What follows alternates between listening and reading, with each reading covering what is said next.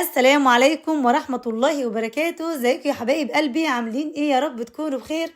والنهارده يا حبايبي هنعمل مع بعض كيكة بقشر اليوسفي، وطعمها بجد في منتهى الجمال وكأنك عاملاها بالبرتقال. يلا نسمي الله ونشوف المقادير. معانا كوباية لبن وكوباية سكر وكوبايتين من الدقيق وثلاث بيضات واربع معالق سمنة وكيك شيف وفانيليا واربع برتقانات من اليوسفي.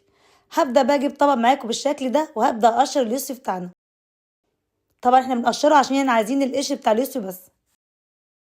وطبعا ما تنسيش تكوني غاسله البرتقال قبل ما تقشريه. وبعد ما قشرناه بالشكل ده هبدا بقى اجيب الحله وهنزل بكوبايه اللبن، وبعد كده احط على اللبن القشر بالشكل ده كده، وبعد كده ارفعه على النار.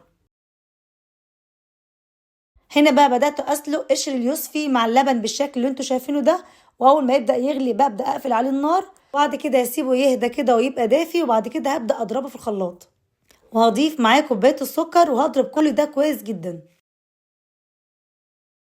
وبعد كده احط الثلاث بيضات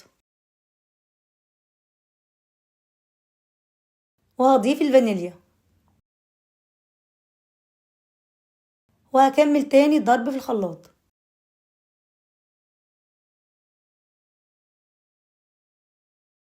وبعد كده احط السمنه، ابدا بقى اضرب كل المكونات دي كويس جدا في الخلاط، وهجيب بوله زي ما انتوا شايفين بالشكل ده وهنزل بكوبايتين الدقيق، وبعد كده احط باكو كيك شيف،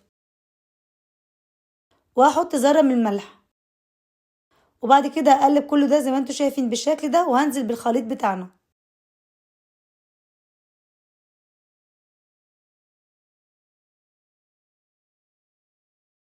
وبعد ما نفضي الخليط بتاعنا بالشكل ده كده هنبدا بقى نلف بالمضرب اليدوي واحده واحده في اتجاه واحد، يعني ما يكونش انتي بتلفي يمين وترجعي تاني تلفي شمال.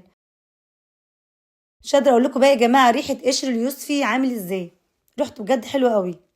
هبدا بقى اجيب صينيه مقاس 24 مدهونه بالسمنه ومتبطنه بالدقيق بالشكل اللي انتوا شايفين ده، وهبدا بقى افضي الخليط بتاعنا كله، وهبدا بقى اخبطها خبطتين، وهبدا احطها في الفرن على درجه حراره 180 على الرف الوسطاني.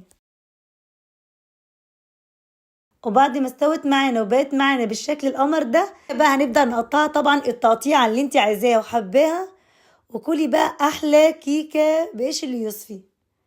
والله يا جماعه بجد فظيعه، زي ما انت شايفه هشه وقطنيه ومفرغه ولونها بجد جميل قوي.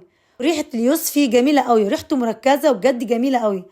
وده كان الفيديو بتاعنا النهارده، بجد يا رب يعجبكم، وما تنسيش تعملي لي لايك وشير ومتابعه للقناه عشان يوصل لك كل فيديوهاتي. اشوفكم على خير الفيديو الجاي، والسلام عليكم ورحمه الله وبركاته.